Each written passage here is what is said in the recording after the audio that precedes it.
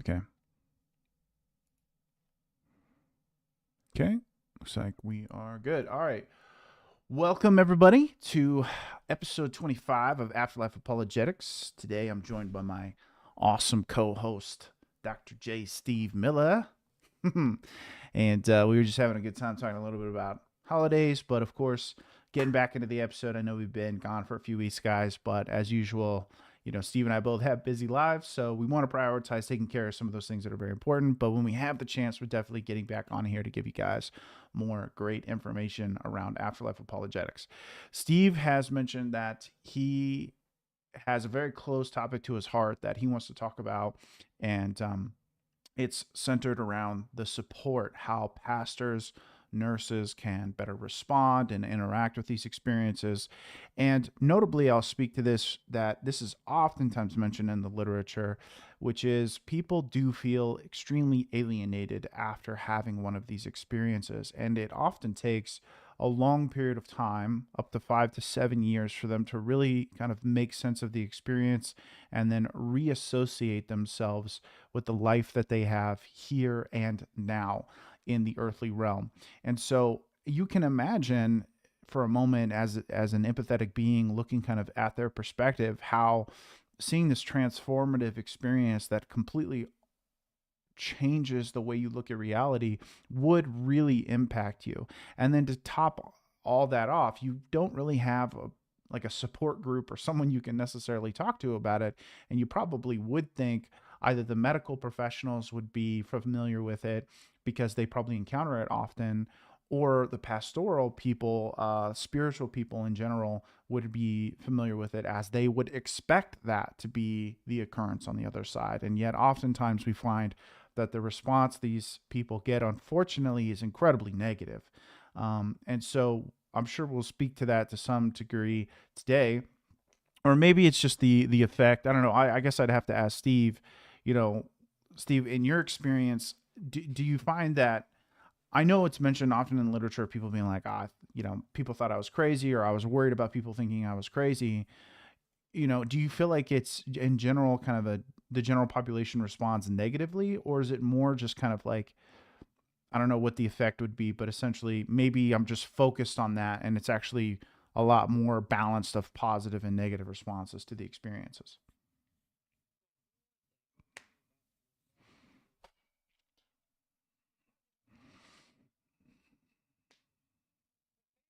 Sure.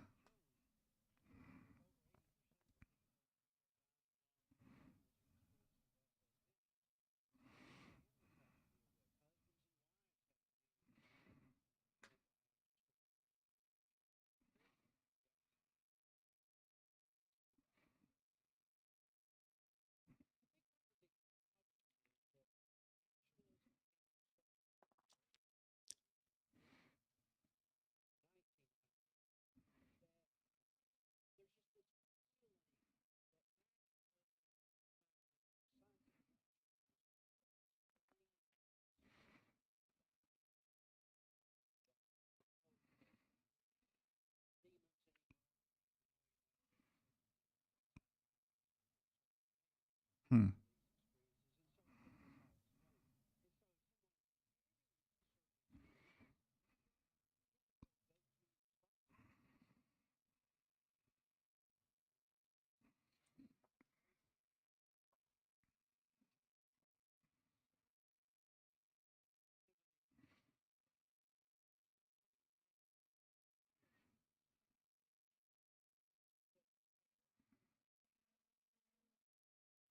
No. Hmm.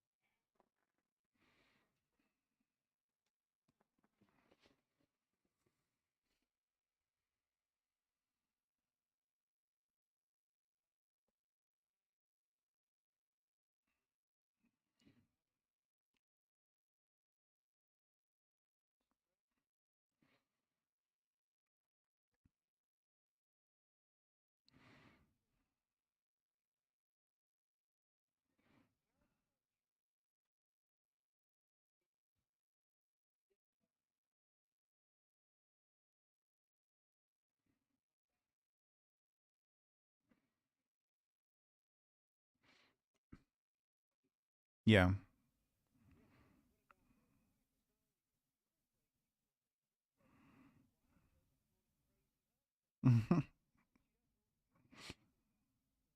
Yeah.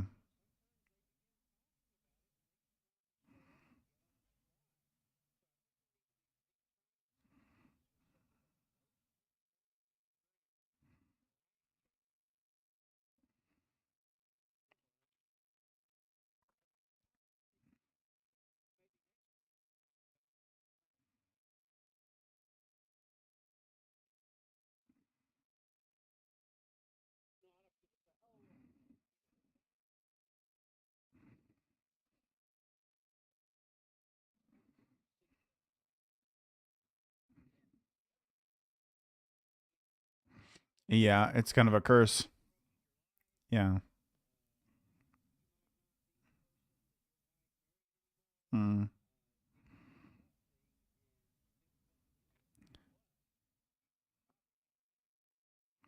Mm. Mm.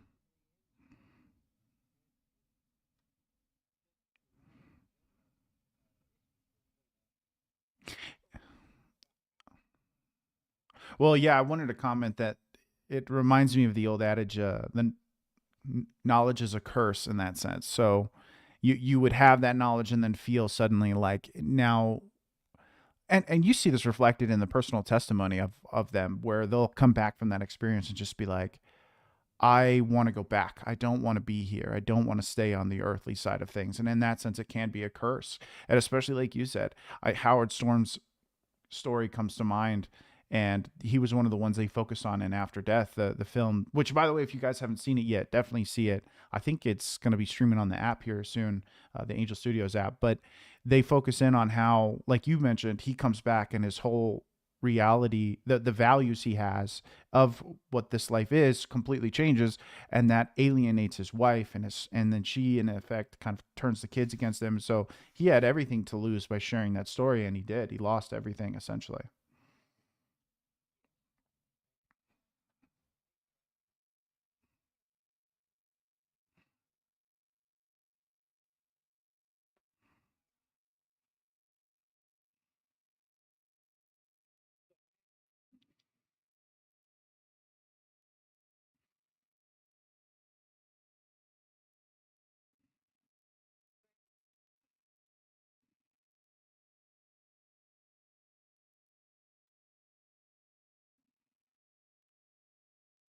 Yeah.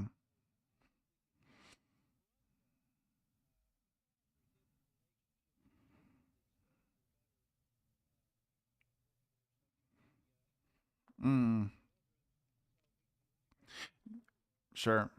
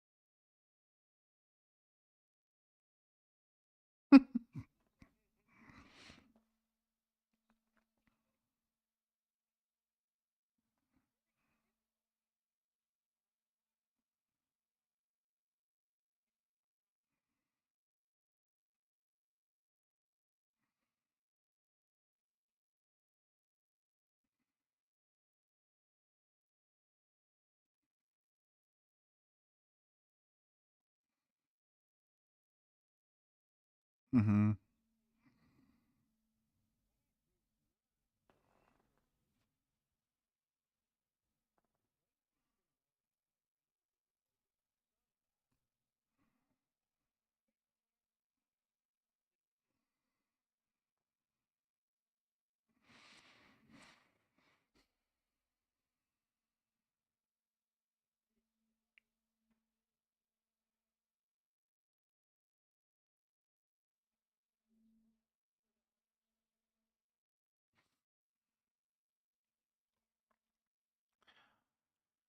I think for me in that situation,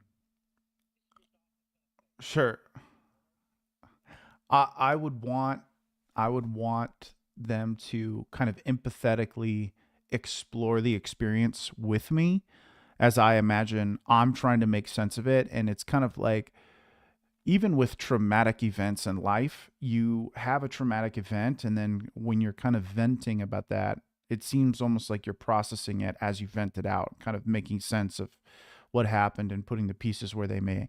And so I would see it being the same way of, you would just really want someone to, I think, give you immediately the benefit of the doubt that you're telling the truth, and that the experience you had was real and transformative for you, and then kind of walking through all of the aspects of that experience that you feel are relevant to mention, and kind of hearing it all out and withholding judgment until the entirety of the experience was laid out there, and then you can kind of start to make sense of it. I think if someone took the time to do that for me, it would make me much more likely to trust the judgment that they would come to at the end of what I've given them. So that way they can kind of have all the facts, and then from there determine, okay, all the things you've said, I could totally see, and then kind of going on to explain what they think about it. So I would say that would be the first thing I would want, is just someone who, first off, gave me the benefit of the doubt to believe that I was telling the truth, that I wasn't just waking up from this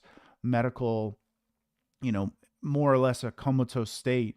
And the first thing I wanted to do was make up this story, and then tell this story, and then have that story just chalked up to be drugs or some unexplained physical phenomenon in the body we don't quite understand yet. I just don't think that that bodes well with people who have the experience, because they speak to the veracity of it, the realness of it, the fact that it felt more real than real. And so when someone has an experience like that, I think the worst thing you could do is immediately just disregard it and try to, I don't know, in a sense, sweep it under the rug and be like, yeah, well, that was just the drugs talking. Even if it were true, the fact that that person had such a intense experience with it would show them that you just don't care about their perspective, to immediately kind of walk away from it and just kind of chalk it up to this anomaly.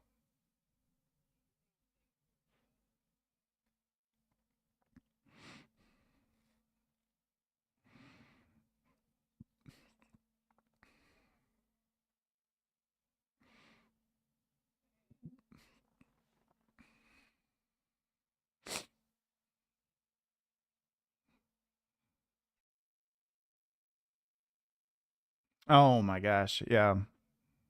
Yeah. Sure. Sure.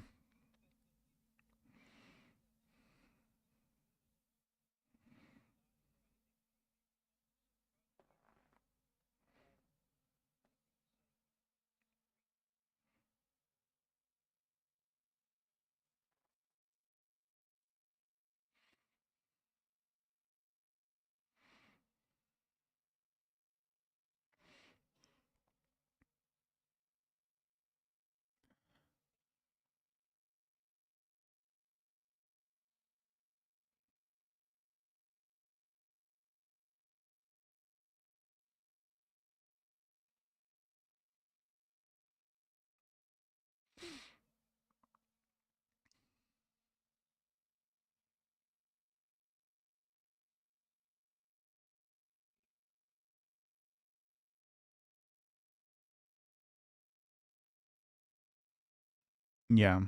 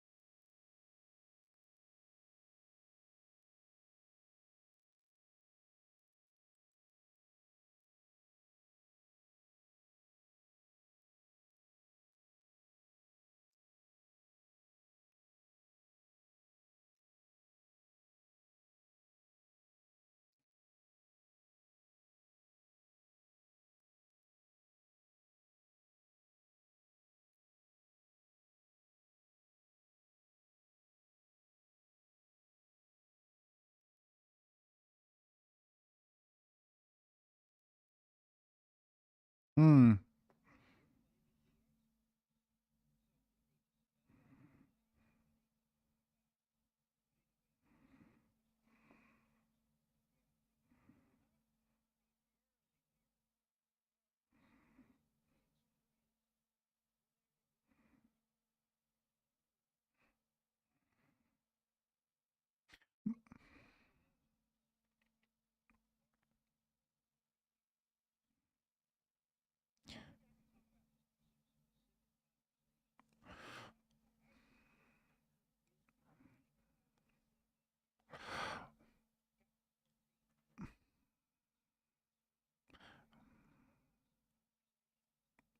Steve, before you jump into that, I really quick, I just wanted to point out, like, for anybody who's this far into the episode and they're kind of wondering, what is the practical application of all of this to me? I want to comment and say one thing that seems to happen quite often is when people come back from these experiences and then they get such a negative reaction, it tends to develop a rift between them and their communities, and then results in essentially them leaving that community and looking for another community that's a little more supportive of this experience. And why that is so important, obviously, for especially the Christian community, is that we shouldn't be alienating people who have these spiritual experiences. I think we should be trying to help them make sense of it. And that requires us to be listeners and to come into it with a open ear, and like Steve always likes to say, right, is the wisdom of Proverbs and having discernment and being able to kind of help them sift through these things, as opposed to immediately like, I never read that in the Bible. That seems incredibly foreign to me, and I don't think you should be talking about it. That is a great way to create a rift and create a personal. I think I would say it is a personal regret in the relationship you have with that person. Because imagine getting to heaven and finding out that that experience was in fact real. I think you would have a sense of sadness that you weren't able to be there for that person. So this is really about how do we create a better community and better relationships with one another, and realizing, like Steve's saying, that we are in fact supernatural beings as much as we are natural beings.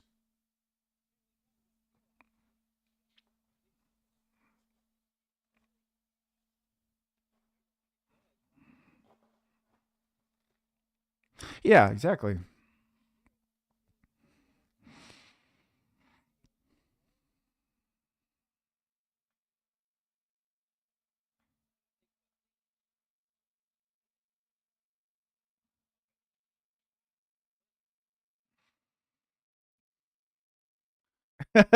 Mic drop.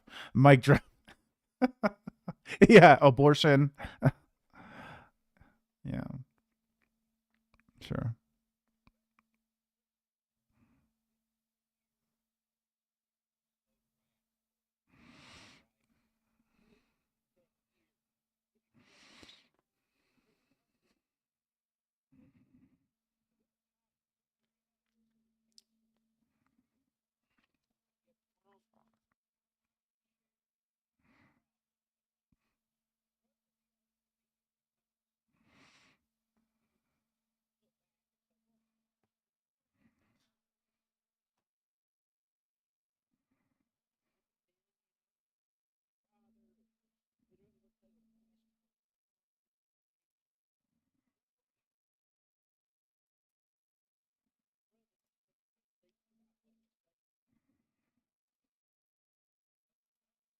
Shutting a person down, this is very difficult for many.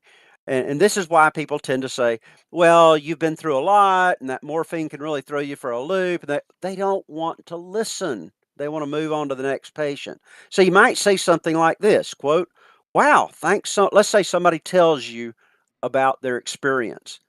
Well, number one, that's an honor, right? Not telling everybody this experience. They're feeling you out to see if, okay, are you going to think I'm crazy? Say, wow, thanks so much for telling me. That's incredible. Or in the case of a distressing experience that they had, that's terrible. I'm so sorry. Uh, tell me more about it. Well, that's what they're itching to hear. Finally, they found somebody who's willing to listen. Number two, assure her if this is a someone who's had an experience that overwhelmingly such experiences don't indicate insanity. They're wondering, am I insane? I mean, I know this happened, but I know some people are dissociated from reality. Quote might say this: don't think you're crazy. I've read about these experiences. Millions of normal, intelligent people report them. 4% of the American population reporting near death experiences. That's millions of people. So let them know they're not alone. Don't think you're crazy. Tell me more. This is fascinating. I've heard about these experiences. People have studied them in academia. Much has been written on them. Uh, I want to know more. What a privilege. Number three, restate what she said and ask for more. Rather than immediately giving your opinions or judgment, we just mentioned this. I'd say, quote, so you saw an angel on the other side. What did it look like? Or what did it say? Many people report encounters of angels and visions, as well as NDEs and DBEs. Surveys have been done in the United States and in Britain, and tons of people report having seen angels. Why dismiss it? Ask them to tell you more about the experience. Say, I'm fascinated, and resist judging and hijacking the conversation. And I have the hardest time with people that I'm around. What I try to teach my own family and anybody who's willing to listen is I'll say, if they just talk continually and don't really ask other people questions, I'll say implement the 2/3 rule. Try to get other people talking 2/3 of the time. This is just general for marriage, for relationships, for people are Yeah, interested in that's super helpful. themselves. Ask them about themselves. Don't just jibber jabber on. And yet we tend to hijack the conversation. So you might say something like, so you said this wasn't what you were expecting from what you'd been taught at church. Okay. You see, when somebody says, well, wow, I thought that if I was going to die, I'd go before this judgmental God and whatever. And it wasn't like I'd been taught at church at all. Now, at that point, you're thinking, okay, I've got to defend the church. She's getting into heresy here. Well, maybe it is different than what she's heard in church. Maybe her church is very judgmental and is not fully biblical in this sense. Maybe but say, so you say it wasn't like what you're expecting from what you've been taught at church. What specifically did you experience along that line? Get them talking about it. And if the conversation gets cut off because another nurse or a doctor comes in or it gets interrupted, say, listen, I'd like to make this an ongoing conversation. Let's keep talking about it as you think up questions and I think up, can we keep talking about it? Because so many people get cut off and never tell another soul about the experience. And that's difficult to live with. I've So, got several other things I could say. Do those bring anything to mind? well, the first thing I want to say, Steve, is that I'm an idiot. So I had the wrong setting for your audio for the first like 20 minutes, and so it was only catching Okay. my audio. But I'll be able to post fix that. One of our live watchers pointed that out to me. So thank you, Matthew, for Okay. pointing that out. Should we just Just start over? just do a quick summarization of, because it caught basically. I was able to get it back online for that explanation that you just gave of practices to take. But why don't we just retro summarize really quickly, like what these pointers are for? Okay. One of the most um, practically, one of the most important things we need to deal with is what to say to our loved ones and friends when they share an experience like this. This can be nurses. This can be for pastors, and just for your own family and friends, anybody, because if 4% of the population have experienced near death experiences, that's millions of people. That's 1 out of 25 of your family members or your friends. So typically in our culture, we've been so influenced by naturalism in the late 1800s through the 1900s that we are not comfortable talking about spiritual experiences. What we're comfortable with is explaining them away in some naturalistic way, looking first for a naturalistic answer. So if you have a friend who's been through a traumatic accident and they're in the hospital, and they start saying, "Listen, while I was out of it, I wasn't really out of it. I came out of my body, and I did this." Everybody gets nervous. The nurse gets nervous. The doctor gets nervous, which he probably won't even share it with a doctor. Mm-hmm. His close friends get nervous. His wife's sitting there thinking, "Oh my goodness, what if somebody walks into the room while he's talking crazy? That'd be embarrassing." And so you say something like, "Oh, you've really been through a lot. And some of those drugs can really knock you sideways, and we'll talk about it later or whatever," and you cut them off rather than listening. The Bible says, Book of James, be quick to hear, slow to speak, slow to anger, quick to hear. If it's not an appropriate time to delve with it in detail, say, "Listen, we've got things going on here. Doctors are coming in and out. Let's talk about that because I'm fascinated." And tell them, now, maybe it is a hallucination. You haven't fully unfolded it yet. He's thinking about it. He's not sure what to make of it. But that needs to be an ongoing conversation to think these things through. Quick to hear, slow to speak. Rather than coming up with the rather than thinking of what you're going to say next, fully listen. When I was in seminary, we were taught when we're counseling someone to listen to what they say and ask further questions to get them to talk more before we start trying to give answers. I think that's a great way to start these conversations. Listen rather than nervously shutting her down. Let I'll just mention. Okay, recently, over the past couple of months, I have a friend I correspond with. He's local. We've actually met together. He was an atheist because of new near-death experiences and things. He became a theist, so he fully believes in God, believes in a personal God. Not really sure about the Christian thing yet, but he had his father pass away, and then a couple of weeks later, he said, "My son said that that Granddad had visited him in a dream." Um, and so I said, "Okay, well, talk to him about it." Say, "Hey, was it more than just a dream? Uh, was it realer than real? Do you think it was really Granddad?" And talk about how this is very common. A large percentage of people who have had a loved one pass away will talk about them appearing in a dream or whatever. And they've determined, places like Harvard and others, the psychiatry department that studied these, they had a large grief study on this. They said these people are not crazy. They're not hallucinating. We don't know what to make of them, the Harvard people said, but but it's not an indication that you're crazy. So talk to me about it. What does it mean? And I think a lot of cultures would be very open to these conversations, but in our culture, we just kind of cut it off and don't go any further. So, so did they miss the whole thing? We just had a technical difficulty where it wasn't being heard. Should I go back and mention the Dr. Afterlife again? Yeah. Go ahead and mention that one again. Yeah.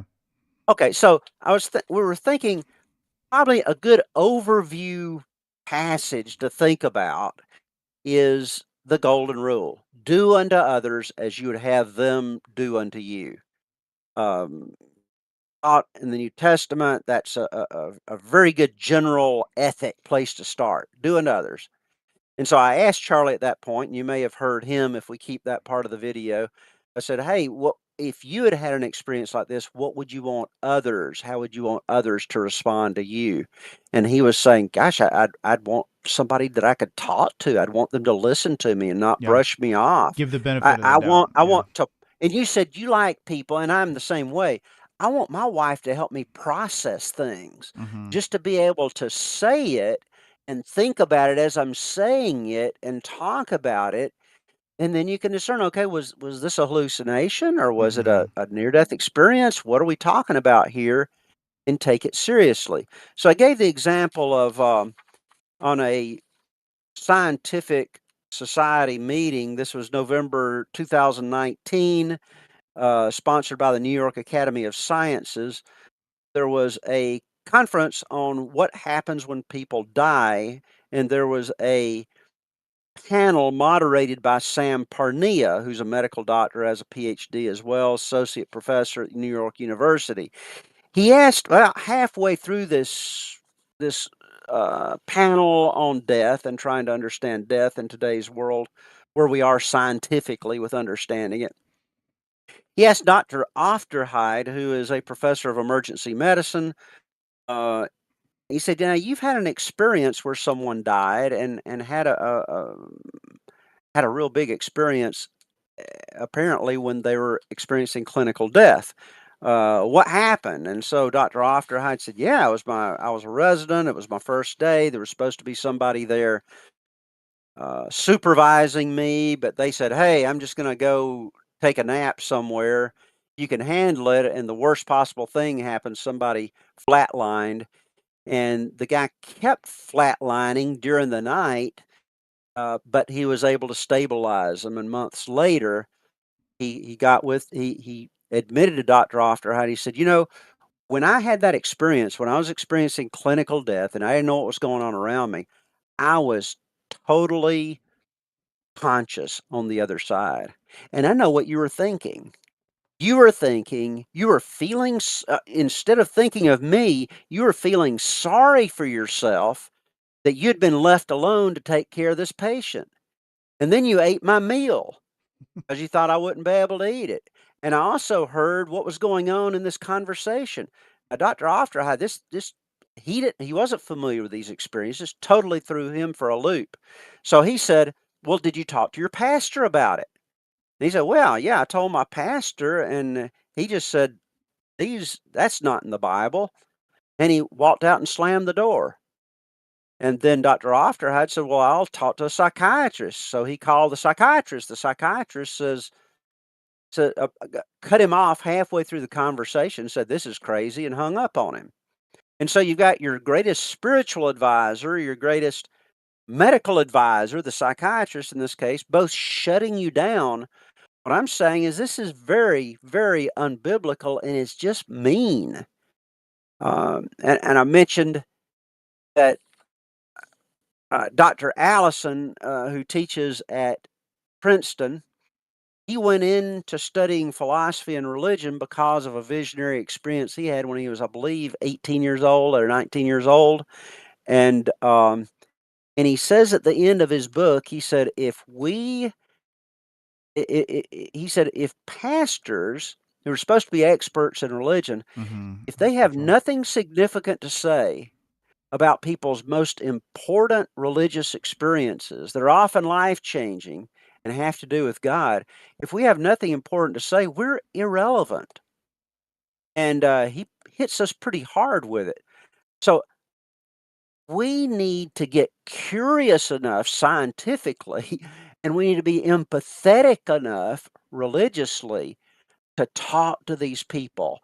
What they have done for you. If someone tells you this experience, this is a precious opportunity because they're not telling everybody. That means they trust you. So be quick to hear. Ask them about their experience. Ask them what happened. And I like to, what I generally find out is that people will at first be very tentative. They won't tell you the whole story. Yeah. And they may say, "Oh, I had a really big dream." Yeah, they're gonna Now they're test you. testing you out. Yeah, they're gonna They're not test you gonna say, first. "I saw God and angels." I Yeah, mean, right. typically, they're not gonna say that. And so it's like the little girl in my book that was dying. She was, I believe, had cancer, was in the process of dying, and she told her mom. She said, "I want to tell you something. Will you be honest with me with a pinky promise?" So they made a pinky promise. I think she was about 9 years old. And she said, "I'm seeing angels in the room. Do you see them?" And the mom lied to her and said, "Well, yes, I see them." And the girl says, "What do they look like?" It's a testing. And the mom says, "Well, the one I'm seeing has big wings." And the girl said, "You don't have to lie to me, Mom. They don't have wings." And And so, but I think that's the type thing we do. We try to relate, we try to brush it under the carpet. Wow. Ask them, what were the angels like? Tell me about it. What was it? Were you communicating mind to mind? Or was it, have you ever had an experience like this before? Think of all the questions that you'd like to ask. Just how real was it? Now, at that point, they'll say, well, was it more than a dream? At that point, they may start saying, well, it was real. It was as real as us talking right now. If it's Steve, a visitation from a relative, do you really think it was him? Steve, Uh, I'm having the thought right now that within the, at least on the Christian side of the house, I can't necessarily, you kind of mentioned earlier, and we should review this for a moment, is how secular society kind of really began to develop its naturalism, a hardcore naturalism in the 1800s, where kind of the supernatural aspects of reality became. You used the word embarrassed, which I thought was a good word for that, because the phenomenon does seem to be, people became embarrassed of the supernatural because they couldn't scientifically prove it, right? But again, that's kind of a philosophical problem that I think we've talked about in the past, of essentially not understanding categories and how to properly interpret those categories. But more so on the Christian side of things, if people approach these experiences with the intent of, well, can I find a biblical reference to show me? And it doesn't always come clearly to them, because I don't think the Bible is meant to be a all-encompassing manual, right, on how to handle all these different procedures, so much as the Bible is attempting to give us a framework and a worldview by which to interpret reality with and through, right? And mhm. once, if you take it as the worldview lens, then these experiences make sense. But if you try to go biblically and you look for exact examples or exact procedures on how to handle a near-death experience, you don't get those, like you do get on some other aspects of how the church is to be ran. And so I think where the problem lies, with at least within the Christian community, is going into the Bible and looking for direct examples or direct procedures on how to handle these, but you're not going to find them, just like you won't find direct examples and procedures on how to handle abortion and all the aspects around abortion. But what you can find is a lens and a framework by which you can properly navigate your way through the turns and twists of how to properly look at and interpret abortion and understand it within a Christian worldview or a Christian framework. And I think you can do the exact same thing with near-death experiences and be a lot more empathetic in the way that you listen and help people go through these experiences and discern, like you mentioned, was it a hallucination? Was it a near-death experience? Was it a demonic vision? Like, what happened? And the best way to learn what that was is just simply be empathetic in the way that we listen to them and walk through those experiences with them and help them process it. I mean, you got to remember, they experienced it.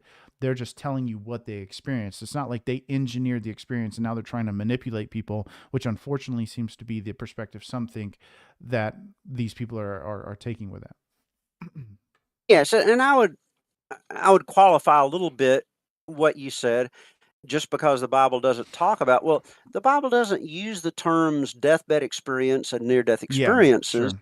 but I'm starting to go through the Bible looking at visions, and I think the overarching concept here is these are visionary experiences. Yeah. You're seeing things that other people may not be seeing, but they seem to be real. You're hearing things that other people aren't hearing, but they may be real. And so I'm working my way through Genesis. Almost every chapter there's some kind of vision. And it's not just to the most spiritual people who have been having quiet times and getting real close to God that have these visions. It's often just people who need direction. Cain and Abel, about to make a big mistake there, and God comes in a vision and warns them after the fall. He was still talking to Adam and Eve walking in the garden. So you had these visions all through the Bible, and there's much variety to these visions. Sometimes someone just hears a voice and they'll say, "Oh, I heard the voice of God." Sometimes they'll see an angel that's from God. Sometimes they'll see God in a burning bush, sometimes talks through a donkey. I mean, you see incredible variety. And then you get to the New Testament and you see Jesus' transfiguration, and he's talking to deceased people from back in Old Testament times who are dead. Well, that's an after death communication. You see Stephen right before his death. That's a deathbed vision. Okay. So, and then you see the Apostle Paul in 2 Corinthians 12. So I think you have specifics.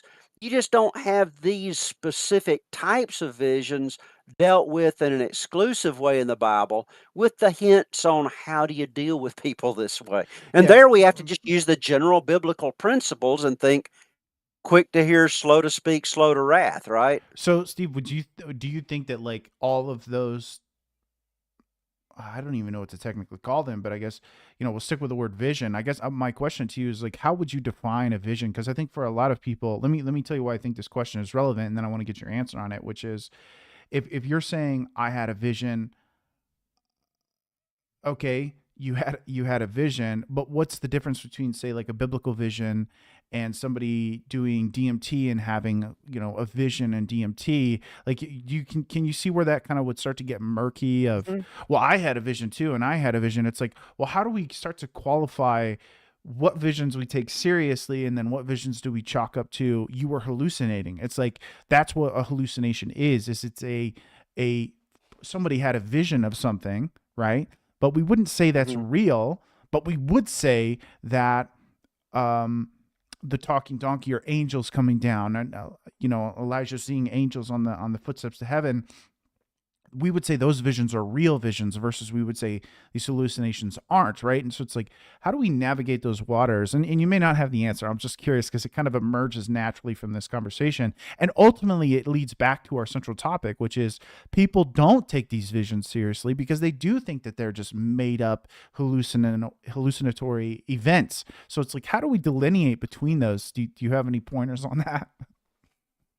Sure, and I don't have a nifty definition that I can just come up with. I'd have to go into my theological dictionaries Yeah. to see.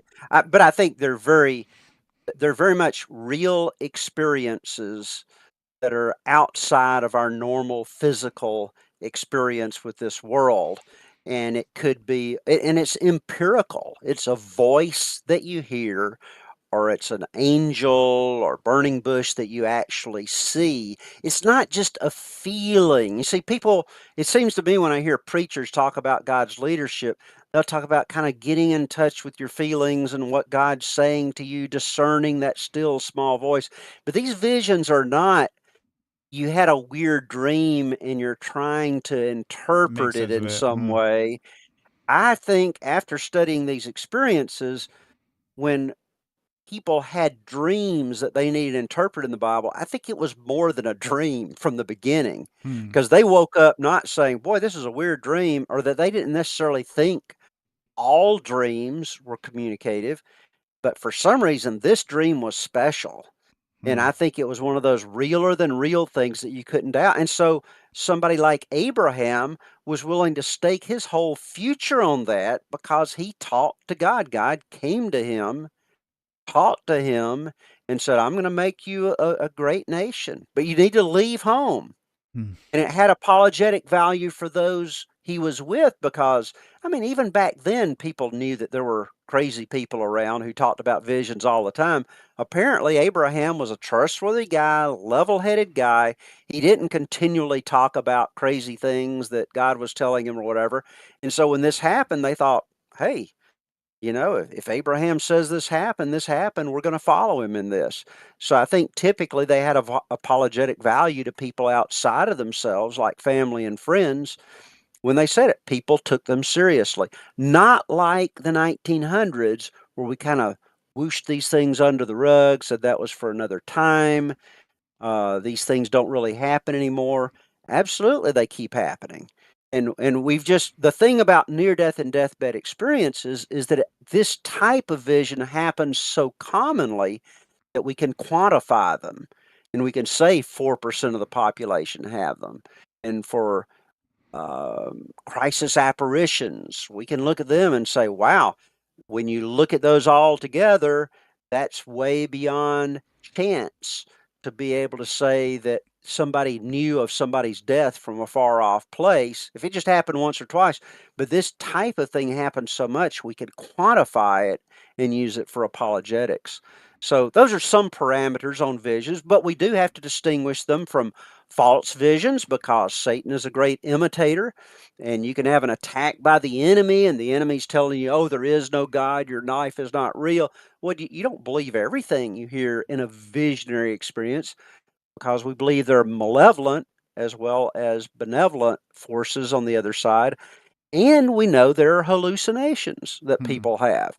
And typically, hallucinations are scary, they're troubling, they're very different from one another. There's not this consistent core experience. They vary probably as much as dreams do. They do seem realistic, but you're not going to see a core experience like, oh, I came out of my body, saw my body, went through a tunnel, had a life review. I mean, that's called a near death experience. And a hallucination is often maybe you'd been burnt, you were unconscious, and then you saw yourself being cooked over a fire, and it was very realistic, but you come out of it saying, "Oh, I know that was a hallucination." You come out of a near death experience saying it was real. Mm. So those are some of the distinguishing factors. And by the way, getting back to how do you minister to others, Yeah. you don't just make that judgment for them. Sure. Yeah. You Yeah. help Key. them, It's you key. get them, you listen, you get them to tell about all about their experience. And again, they may start off very tentatively. I had a really weird dream. Okay, well, keep talking. Assure them that overwhelmingly such experiences don't indicate insanity. No, when the Harvard grief study happened and they found people seeing deceased relatives, they determined this was healthy for the individual. It was not a sign of them going crazy. Near death experiences, after almost 50 years of study of these, they're going to tell you this does not indicate that the person is crazy. Ensure the person who's telling you this that there's been a lot of study. This is a widespread phenomenon, even though they may have never heard about it, and say, we could study these together and learn more about it. Please talk to me more. Restate what they said. Um, Holding back on your own judgment and your own opinions. I mentioned the two-thirds rule, just in general. Get people talking two-thirds of the time rather than yourself. They want somebody to listen. They want to process it. Resist judging and hijacking the conversation. Say, so, uh, you know, you said that this wasn't what you're expecting from your religious perspective. Tell me about that. Rather than trying to defend their religious tradition, find out what they mean by it. Maybe they were coming from a really judgmental religious tradition and they had a wrong view of God, Hmm. and maybe that's why they're saying that. Don't judge them. What if they have a vision? They say, "Oh, I found out that God's not mean at all. Everybody's going to heaven." Well, rather than judging them and quoting verses at them, so well, Right. what do you mean by that? Are you assuming that since you had a good experience that everybody has a good experience, or did they tell you that on the other side? Typically not. It's just they're working through it and trying to make sense of it Well, and just blabbing out what they're thinking yeah. as they're telling you. And I make these mistakes all the time with human relationships, even like here our Earth side, where I You have can. problems with human relationships, Charlie? Well, I'm saying, yeah, yeah, obviously, yeah, I'm saying that from the standpoint of like somebody will say something, right, and then I'll walk away and I'll be like, they said this and this is what they meant, and my wife will be like, I don't think that's what they meant. And then sure enough, I can find out that what was said and what I interpreted it as are actually different. And so what Steve's saying is, if someone's telling you, for example, God is all love and no one's going to hell, right? Everyone's going to heaven. You can, instead of, like he's saying, quote scripture at them and be like, well, this is what it says and this is why you're wrong. You can say, well, how did you come to that conclusion? Like, what did you see or hear? Or what happened in the experience to make you think that? And then they might actually start walking through it themselves and be like, actually, I kind of just came to that conclusion on my own. That was never really explicitly said to me. It was so much love. I couldn't imagine a world where people wouldn't want to go there. So I guess I assumed everybody would go there, and that's how I came to that. And then you could very well just be like, okay, cool. That is actually a very Christian concept that you just walked out, but you're making the leap to say that everybody's going to end up being there, even though you never explicitly got that information. But that's what happens all the time, right, Steve? Is people will hear, they'll go on the other side. It'll be all love. It'll be a fantastic experience of all my family was there and it was great and everybody was there, right? They'll say something like everybody was there. And that is an easy thing to just, to explode into to something when it's nothing, right? Is I could go to a party and Steve could be like, well, who was there? And I could be like, oh, Steve, everybody was there. Everybody was there. And he goes, was my grandmother there? And I'd go, well, obviously your grandmother wasn't there. And it's like, well, you just said everybody was there, right? So it's like, those are the type of things. It's being judgmental. Right. It's being judgmental. I always think of Jesus walking around with his disciples. Okay, he's got 12 disciples, okay? There, at least one of them is having an awful sexual thought or an awful judgmental thought, or his mind's completely missing everything. If Jesus were continually feeling like he needed to point out everything that was wrong, nobody would want to be around him. So obviously he just let a lot of things just go. Thought, oh, there's people, having crazy ideas. Don't feel responsible to go correcting everything somebody says. That's being a judge. Just if they just had this experience, they just shared it with you, just let them talk. You don't have to correct everything that you think is wrong. You probably don't even understand what they mean by half what. This is just your first conversation. Let them talk. Oh my goodness. And what you find out is when you ask some other questions like, okay, well, when you were talking to this angel, what was it, mind to mind, or was it verbally? Well, they may have never even thought through it. They may look up and go, well, come to think of it, I didn't really hear it. I just knew what they were communicating with me. Well, that's an indication that it may be really a near-death or deathbed experience, because that's something that nobody's expecting.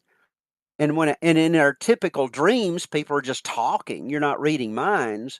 So if you're talking mind to mind, you're thinking, wow, this may really be a communication on the other side.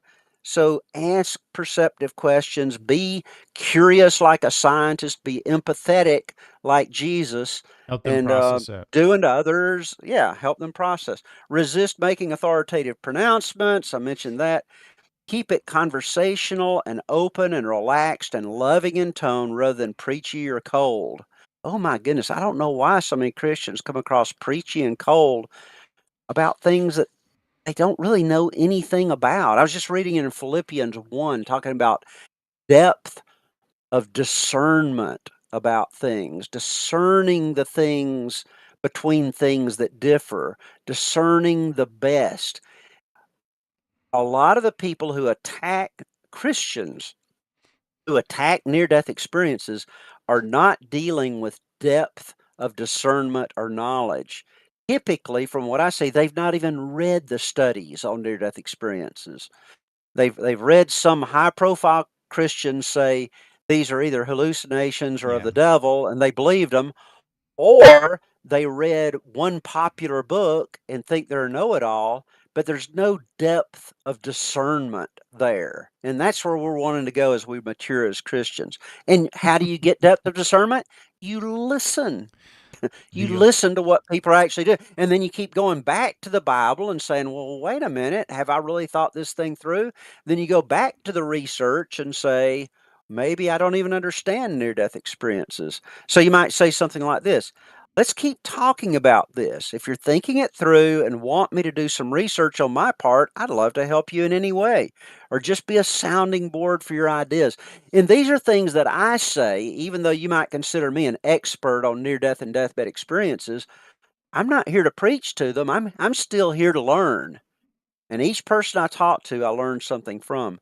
Ask how, if it's she, how she interprets the experience rather than trying to interpret it for her. Mm-hmm. It's my conviction that, okay, why is it that everybody who experiences cardiac arrest and clinical death, why doesn't everybody have a near death experience? Well, I think God gives the experience to those who need it.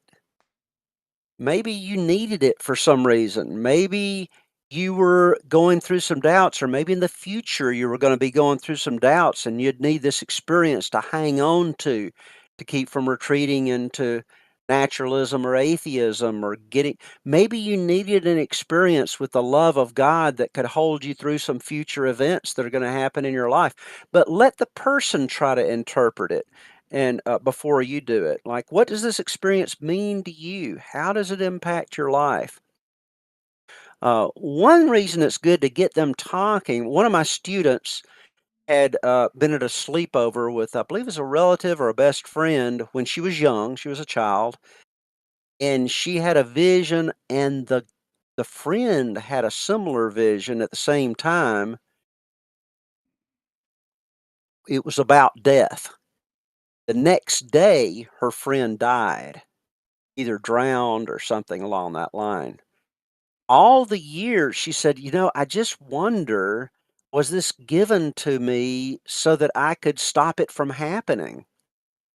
Well, that's something people worry about. If they foresee the death of a friend or something, they wonder, well, was I supposed to stop it from happening? Well, from all my research, I've never seen a case where I felt like that was the reason it was given. Mm. Maybe you just needed some encouragement that there's a God looking over you and that God knew about this and that the whole world's not out of control. But they have questions which if you make it an ongoing conversation, then as things come up, they'll be willing to talk about it.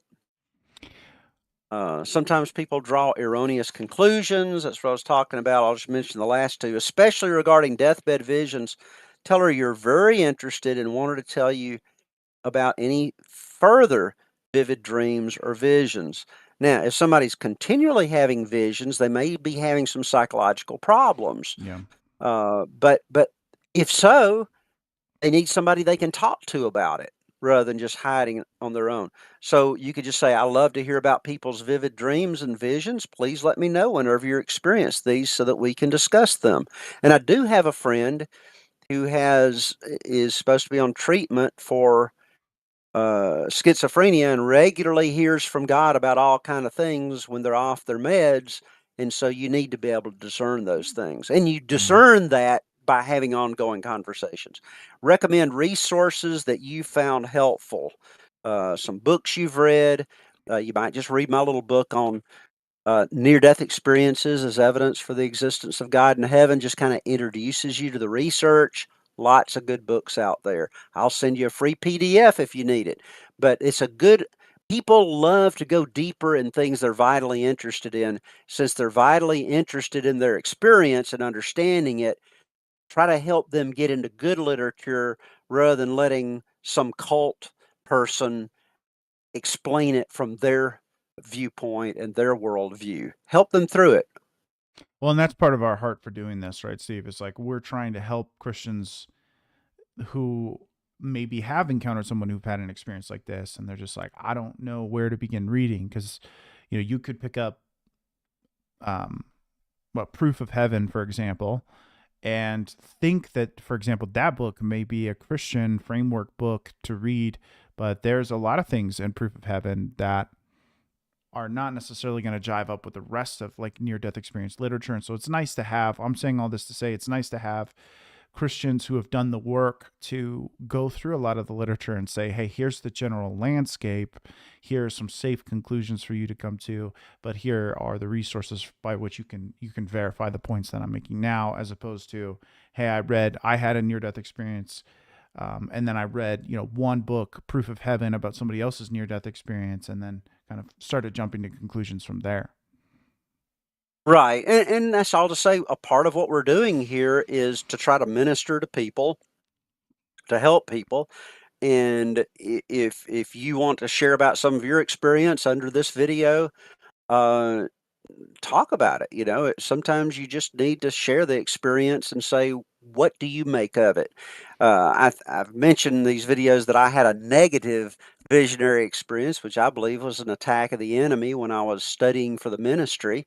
Uh, at a Christian college. I didn't share it with anybody. I just thought, well, this isn't edifying, Mm. to have a vision of Satan beating up on me and God's not saved me from it. I didn't tell anybody. I didn't know what to make of it. I knew it was realer than a normal dream. I'm still not sure what to make of it. But what I should have done is shared it with my friends. That's what the church is for, the ecclesia, the gathering of believers. Can't we be honest about things we experience, even if they don't seem to fit within our worldview or our understanding of spirituality? Yeah. So Yeah. maybe just Agreed. below one of these videos, tell your experience and let's get the conversation going. That's the way we work through things. I think Satan wants to keep us isolated, just thinking about things over and over and over, but not making any progress, or going to the wrong resources and getting um, all kinds of crazy ideas on what you've experienced. And I think that that is a great stopping point. So for those who have hung out this far, thank you very much. I will edit the video so that you guys don't have to watch Steve talk and no audio for the first 20 minutes or whatever. Exactly. Exactly. But, Saturday, I think we're going to shoot for Saturday being our new reoccurring episode day. Right, Steve? We're good with I that. think 1 o'clock is typically good. Okay. So we're gonna shoot for that, guys. But as always, Steve and I, we're very both big on trying to prioritize our families and our relationships and things that we've got going on. And so the podcast sometimes takes a back seat so that we can kind of move things around. So, but nonetheless, guys, we'll keep it coming. We'll keep bringing you guys more and more. We got plenty more planned for you. So in the meantime, God bless, and we'll see you guys